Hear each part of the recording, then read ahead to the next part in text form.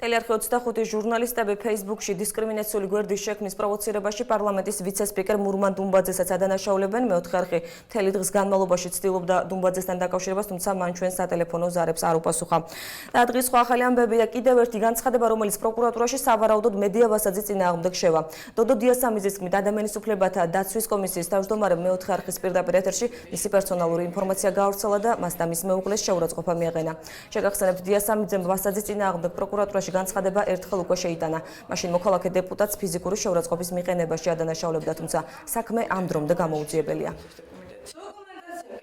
თხოვნით გადავეც წერილი ჩემი პრობლემის შესახებ და მან ეს ჩემი პრობლემა საჯარო გახადა.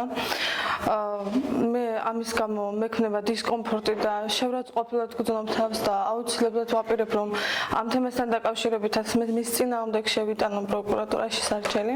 მამა ჩემაც კი არ იცოდა იმის შესახებ, სანამ ეს ფაქტი არ მოხდებოდა და მე ფიზიკურ შეურაცხყოფას არ მომაყენებდა, რომ მე ხელოვნური მჭირდებოდა.